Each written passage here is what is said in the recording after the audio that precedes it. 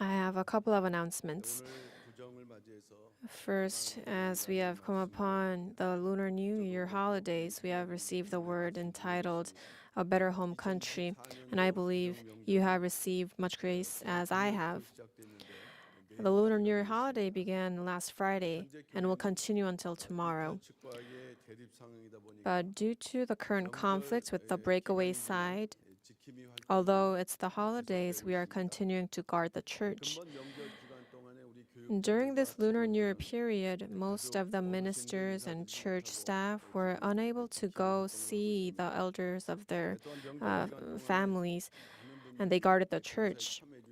And many saints volunteered to guard the church and participated in the Reading is Living project as well. So the atmosphere in places like our Shalom coffee shop are very different these days, right? So we thank all the elders and the saints who have participated. And starting from Tuesday, we go back to our regular schedule by guarding the church by districts. So I would appreciate it if everyone can come and participate in guarding the church until tomorrow. And also, last Lord's Day, February 4th, there was a provisional elder session with the agenda to elect the moderator of the session along with other agendas. And I have been elected as the moderator at the time. So I thank the members who have selected me. But since we still have to go through the congregational meeting next week, I will give my formal greetings to the saints, to the congregation, after all the procedures are completed. And at this time, I'd like to speak about the congregational meeting. At the last session of the elders, we not only elected a new senior pastor, but also decided to hold a congregational meeting to confirm the election of the next moderator of the session, or the senior pastor. And according to our church bylaws, the congregational meeting should be announced in the church bulletin and website 1 week prior to the meeting. So it was posted yesterday. And the congregational meeting will take place as scheduled next week on February 18th. As the year changed, we have a new list of the congregant members, and the members confirmed on this list are 4,120 members, and only those on the list can participate in voting. And there's interest in the viewing of the congregant list, but in accordance with the Election Management Regulations, Article 6, Clause 20, the list can be viewed 1 week prior to the meeting at the administrative office and at other designated locations. So starting today, this viewing process begins. So we ask all the saints to check their names are on the list, and if they are not,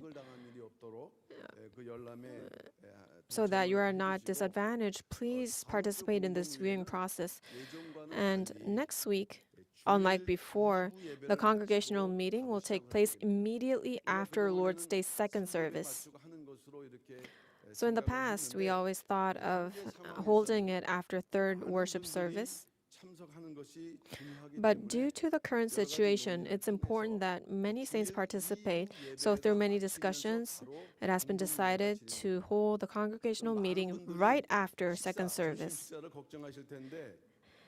And many people would worry about lunch, right? But in order for even those working in the church restaurants to participate, next week, we will not have lunch prepared in Martha or LM restaurants.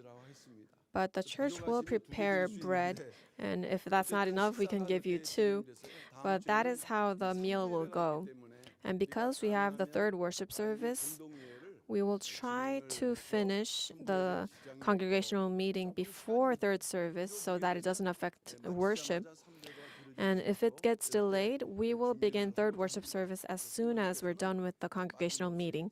So we ask all the saints to come and to cooperate.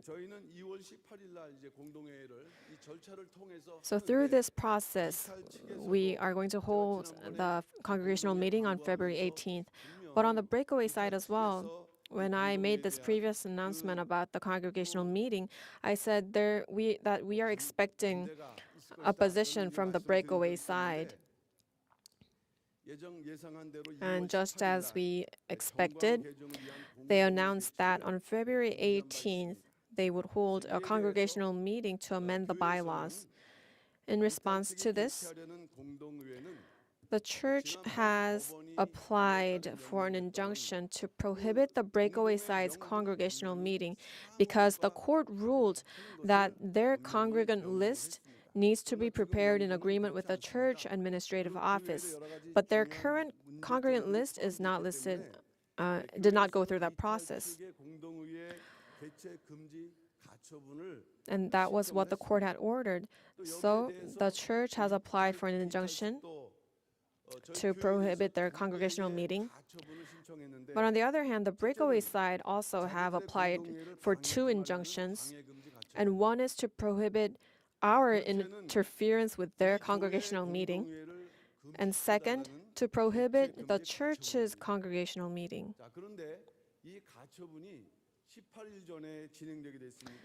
And these injunctions are supposed to take place, the hearing is supposed to take place before the 18th. So at the Southern District Court, there is a hearing for these 3 injunctions on Tuesday, the 13th, at 3 p.m. And looking at the previous cases, I think the results may be announced on Thursday or Friday. So for the remaining period, I ask the prayers from our saints so that through this congregational meeting, the order and authority of the church will be established and God's majesty will be at work, and that the congregational meeting will lead to the normalization of the church. I ask for your fervent prayers this week. Next is regarding our center. I also talked about this on Wednesday, but last year on November 19th, there was a provisional general assembly with the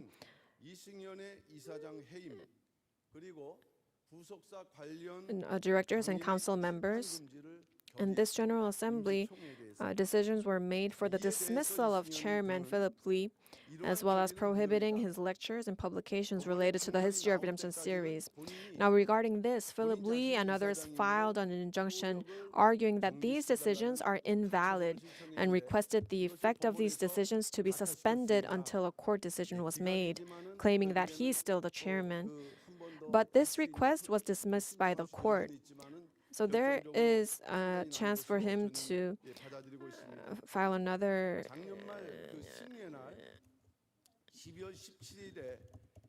objection regarding this. And last year, there were rumors among the saints that Philip Lee would publish Volume 12 of the History of Redemption series on Victory Day, December 17th.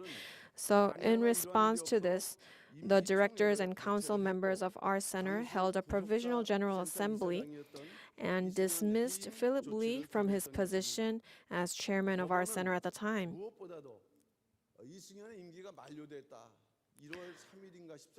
And more than anything else, the court made this ruling of because first of all, Philip Lee's term has ended, and also due to the fact that the General Assembly that was held in our center, the process were all correct without any flaw or defect.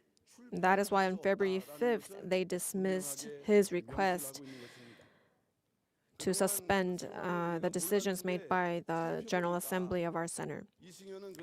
So this court ruling means that Philip Lee has nothing to do with our center anymore.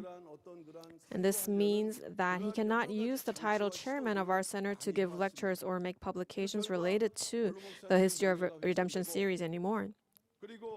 Philip Lee has been attempting to appropriate our center for himself, and this is not only a defamation of the honor of our founding pastor, who is the author of the series, but also an illegal act that creates misunderstandings of the essence of the movement of the word of redemptive history. And it was also an act that can mislead the Korean church.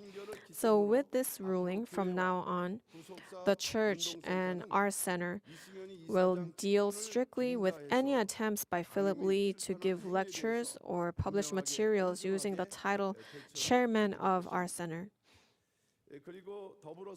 And along with the dismissal of Philip Lee,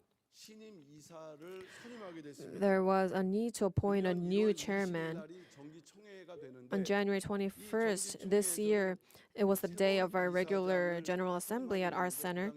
And at the time, since I was the acting senior pastor, the directors and council members unanimously appointed me as the chairman of our center. But I was unable to announce this at the time because of the legal situations taking place. So considering this situation, there was a need to reaffirm the appointment of the new chairman again. So on February 5th, we held another provisional General Assembly. And there, we reaffirmed, the new board members reaffirmed the appointment of the chairman made at the regular general meeting on January 21st. And thankfully, a court decision was made on that day. So moving on, since our church and our center, the main purpose is to spread the word of redemptive history. So as the chairman of our center, I will reevaluate all the methods of spreading the word of redemptive history that's been used so far, and will make new plans to strive to activate the movement of the word of redemptive history. Once these plans for our center are made, I will have a time of reporting them to you, saints. So, all of our saints, I ask that you will pray for our center and for everything to take place smoothly so that the spreading of the word of redemptive history will take place again. Please, we ask for your fervent prayers. And lastly, February 14th, starting from this Wednesday, is the period of Lent for 2024. Although it may seem like a difficult time, it's actually a time of recovering our faith and godliness. So please prepare your hearts for this, and for the restoration of the church as well. Please prepare and participate in observing the period of Lent to follow after the footsteps of our Lord. And along with this, starting from the Friday when Lent begins, in the week that Lent begins, we will begin the Friday prayer meetings as we did last year. And we are doing many things, guarding the church, but we are lacking prayer. So on Fridays in Moriah Sanctuary, especially with the congregational meeting ahead, we do need to pray. Please participate. And through the fervent prayers that day, may all of the problems related to the congregational meeting be resolved. May God's majesty be shown. We ask that you will all participate and join us in prayer. Thank you.